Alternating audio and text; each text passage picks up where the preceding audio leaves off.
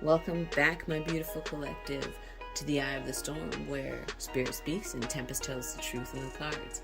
I'm doing an extended reading for one of the shorts that you saw earlier, so, please bless me if I stumble over my words. Just offer me some grace, collective.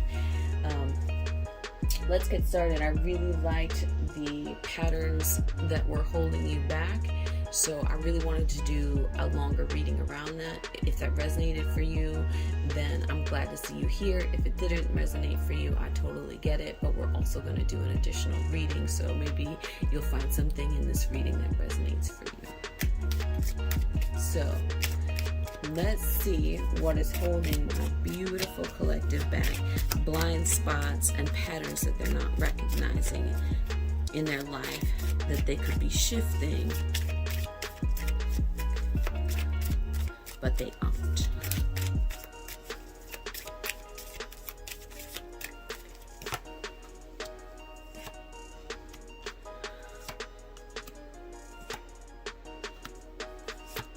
Woo!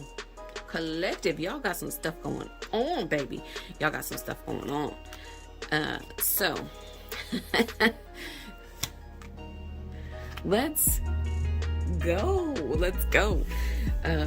The first card out is the Eight of Swords. You saw that, and I guess I'm really liking this Legacy Tarot deck, right?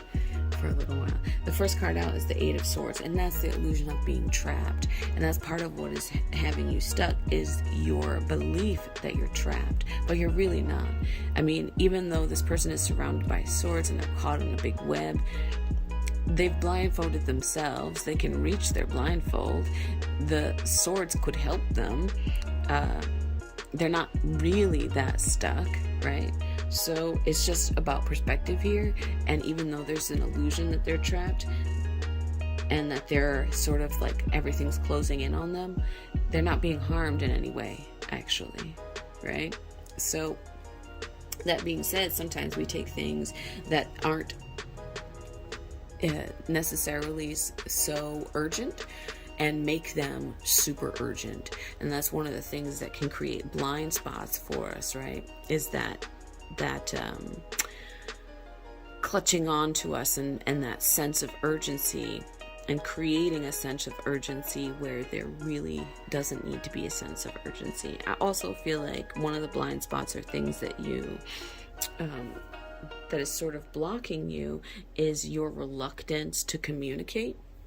With the Page of Swords, even though the Page of Swords is a herald, it's also a heavy card of communication, and you might find yourself being stuck around written communication especially, and that's something that's blocking.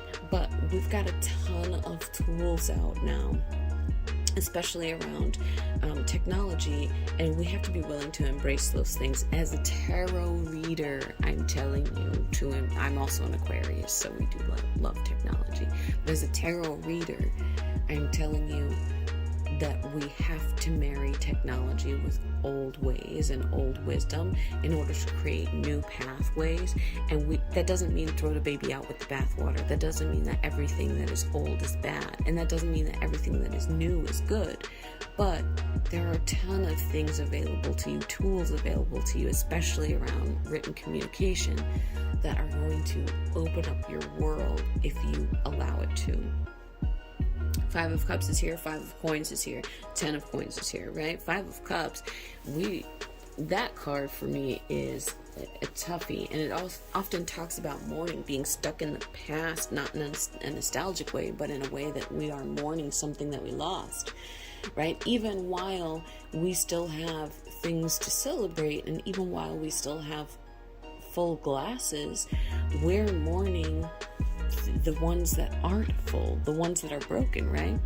Here she's holding on to two cups that are still intact, but all she can see is the three cups that aren't intact, right? And it's the same way in the traditional styling of the deck, where the person is heavily focused on three empty cups or three spilled cups, while two cups are there still in the picture. And so part of the thing that is blocking you, collective, is your willingness to hyper focus on what you don't have, or what is lost, right? And not your willingness to say, well, these are the tools that I have available to me right now, and those are the tools that I'm going to use to move forward until I can get somewhere better. The 5 of coins is here and the 10 of coins is here. You like to throw good money after bad, or bad money after good, or whatever it is, right? Because that 5 of coins is a card of loss, and it's heavy losses financially, right? And that's not to say that some of those losses were not your fault. That they are your fault, because I don't feel that all of those losses have been your fault. I feel like you have been coming up in a time where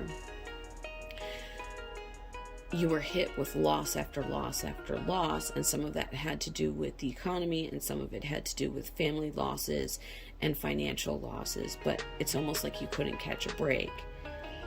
With the 10 of coins, though, I feel like that break is here. It's right around the corner if you haven't already caught it, but you really have to be a lot more wise about what it is that you're doing with those breaks when you get them, because I do feel that even after these heavy periods of loss, you've had breaks, and it's almost like you've spent a ton of money catching up and maybe doing a little something nice for yourself, instead of spending some money catching up, some money in savings and investments, and maybe one nice thing or no nice things, right?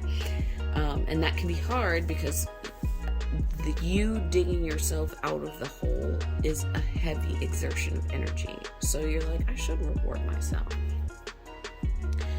But what's being asked of you is to play it a little smarter, especially when you get windfalls, because I do feel that windfalls come to you very easily, and you get to make up for these heavy losses, and then you're left with a nice little windfall. But it's what you do with that windfall that's really important, because you doing the right thing with the windfall moving forward will actually attract more to you. 3 of coins is in the reverse. It's a desire to either be retrained, get additional training around your expertise, or to go back to school. But in the reverse, it talks about you feeling like that opportunity isn't available to you. So the fact that it's also underneath this Page of Swords and this Eight of Swords lets me know that if you would just write about it, or if you would just communicate, especially in written form, and this may be just the application for grants, funds, loans, things like that, they're actually more available to you than you perceive, but you feel stuck because you're having trouble around communicating that need and to which places you should communicate that need, right? And I will tell you, all places, right? Just in this case, especially around education, schooling, and whether it be grant works or loan applications or things like that, throw all the spaghetti at the wall and see what sticks.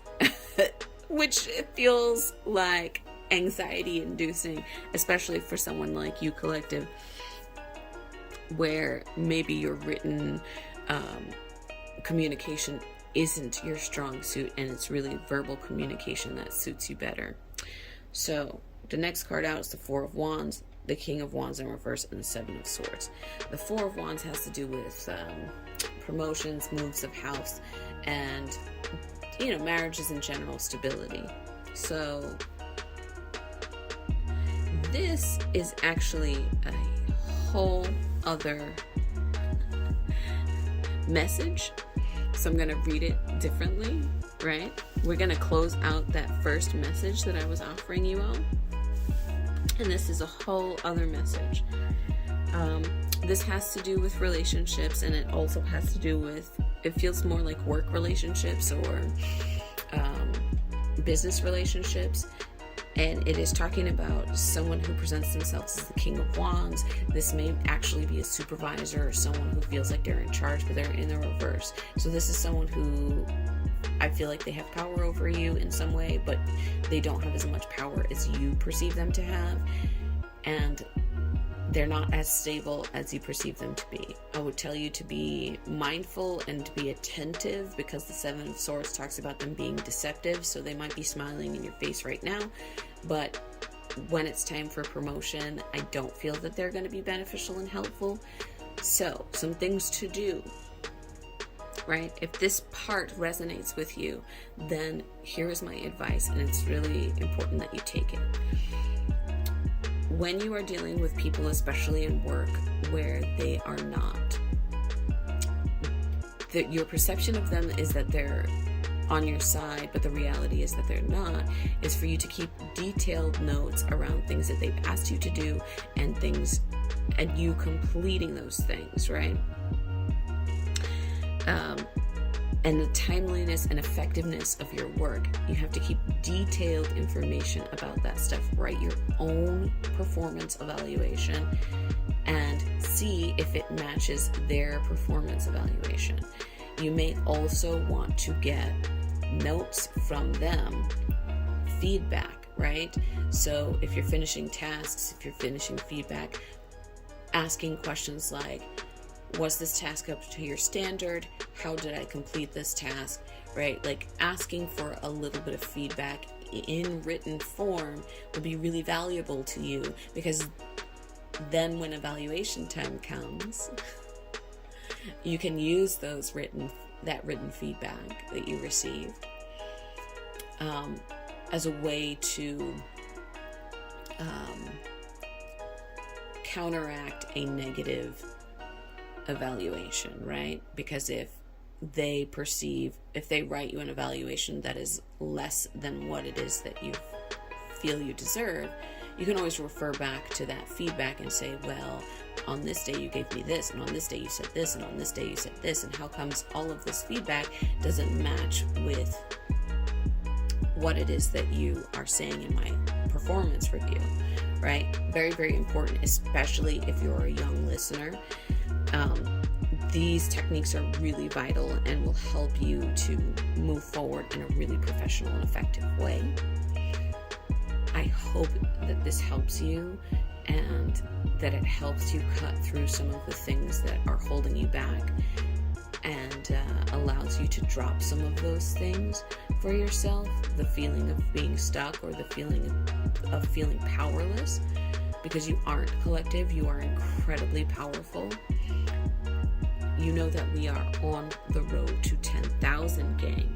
If you resonated with this reading, if this is you, please let me know in the comments. If this wasn't you, let me know in the comments. If you loved this, please give me a like. If you hated it, you can give me a dislike. But a sub and a like are free.